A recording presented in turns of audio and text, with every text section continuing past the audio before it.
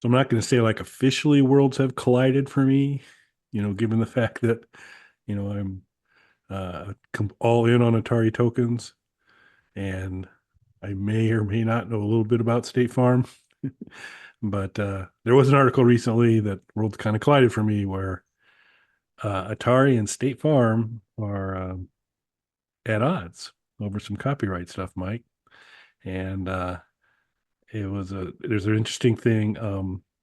Ballistic Coffee Boy, pretty solid name. I mean, it's no Bog Panda, but it's close. Ballistic Coffee Boy put out a video talking about a kind of intellectual property suit that Atari is pressing State Farm on regarding what was a commercial.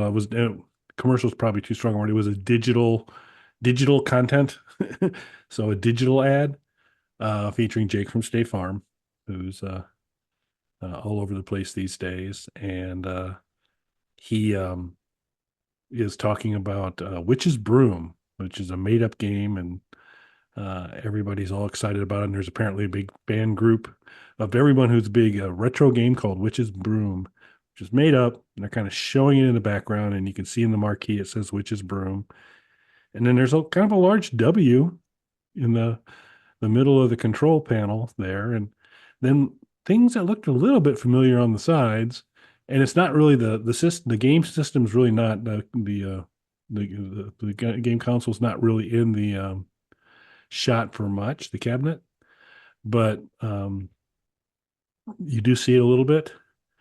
And it turns out they uh, they didn't really do all of their homework, and they took an old Crystal Castles cabinet, replaced the marquee, and said, "Wow, there's a W on the front of this. That'll work. Let's leave that." And did it. And so Tari caught wind apparently, so they're going after him for the intellectual property stuff of the side art and all that. And then also because the machine had some problems running, had to get hit on the side to get started up again. Tari, in the let's get what we can get out of people here, said, and also it's you've demeaned our product in front of folks because it's not reliable, like a 40-year-old gaming cabinet. It's gonna be reliable anyway. So what were you thinking when I sent you some information about Atari versus State Farm? Well, as Kelly mentioned, this is kind of a worlds colliding situation.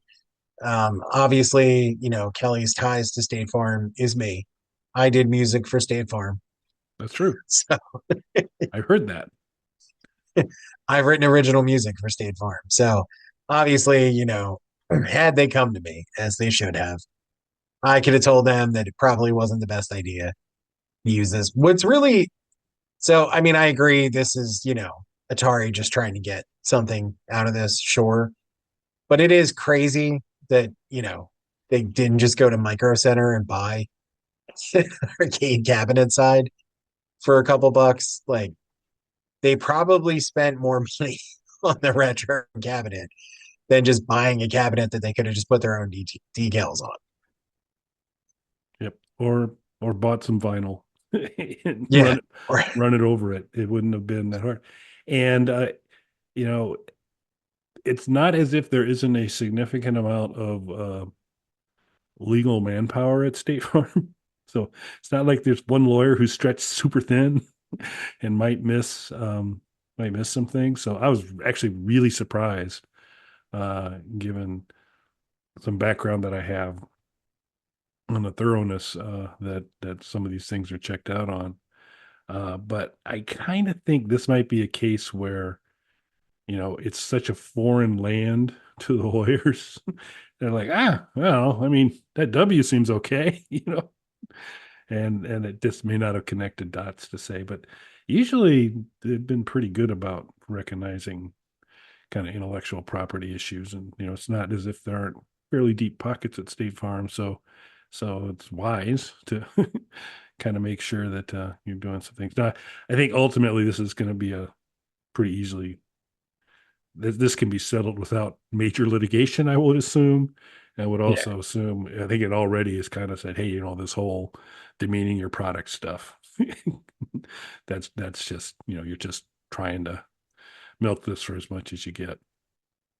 But yeah, it is kind of surprising that um, I mean, I think you're right. It would have been cheaper to just go to Game Center Right. and do that. And yeah, there was cheaper, easier ways to do this that didn't involve using an Atari cabinet. And that's really the part that's surprising to me. And to Kelly's point, I didn't think that far into it. This is why Kelly is, I'm the lesser host. I can Yep. acknowledge that. This is why Kelly is the Established. better host. Thinking about the legal side of it, which I should have, because I signed a contract with State Farm when I did a song for State Farm, and it was pretty thorough. It wasn't super long or anything, but it was pretty thorough. It hit all the major points, and I'm used to contracts and stuff like that for movie stuff and music stuff. So I've seen a lot of contracts. It was good. It was direct but thorough. It really got to everything. And again, this seems like a crazy oversight for a company as big as State Farm. Yeah, So, especially, while I do think Atari is being opportunistic, this seems like a weird mistake. yeah, yeah. It seemed like it could have been, hey, you used our stuff. We'll keep it out of the court system, but better give us some money, just so. Yeah. And I think that they would have been very amenable to that. It's like, good, yeah, we don't need a big hassle here, because it certainly there wasn't any big intent to kind of draft off of Atari's wave. Well, and that's another, you bring up a really good point there too. Atari seems pretty free with their licensing of things. They seem more than happy to license their actual products out to anybody who's got a few bucks. I'm sure they would have licensed a real game for less, again, probably less than it costs to put this together. So, what I want to know now, and I think everybody wants to know, is are they going to make this game for real, and how do we get involved in That's right. Yeah, I'll poke around. I don't like our chances, so it?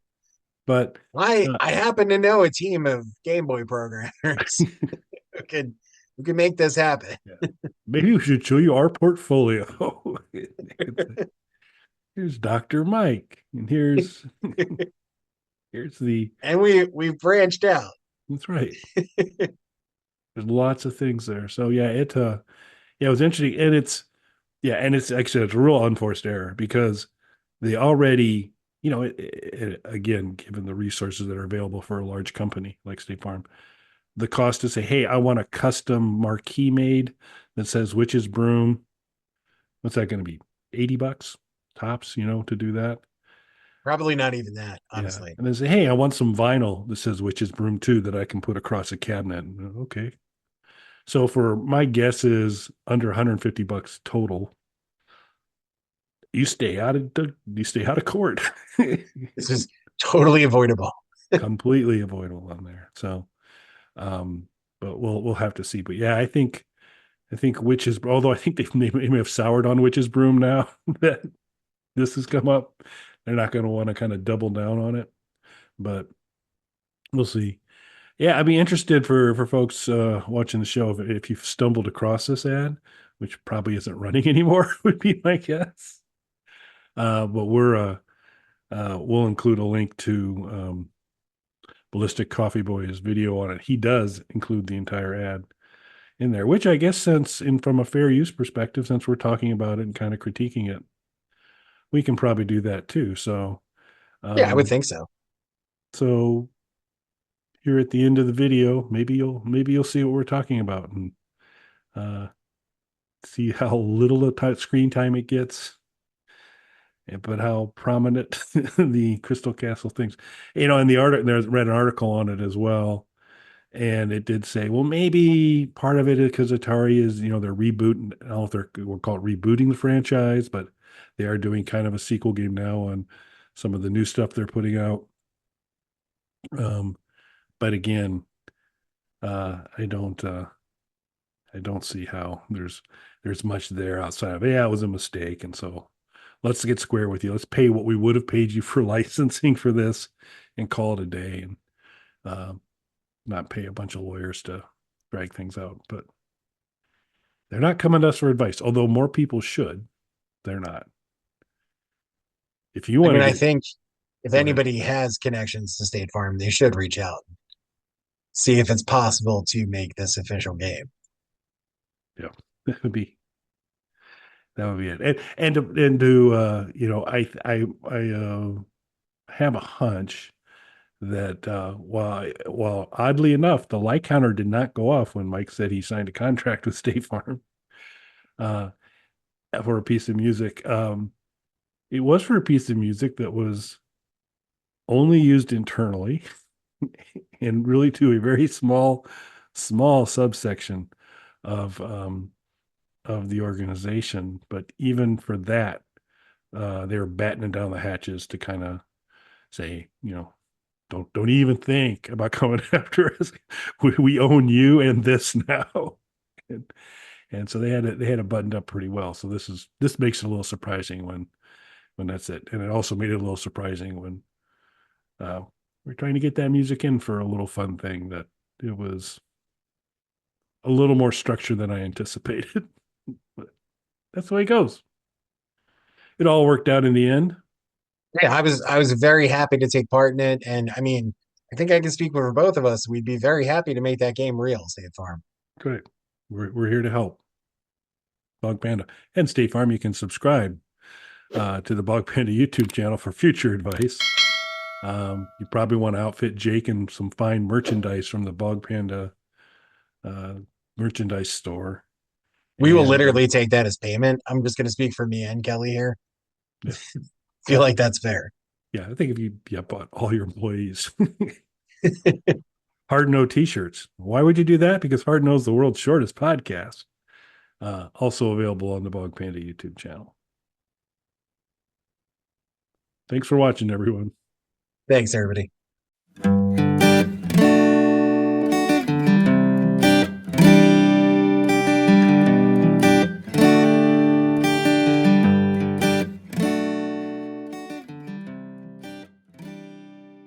Bog Panda.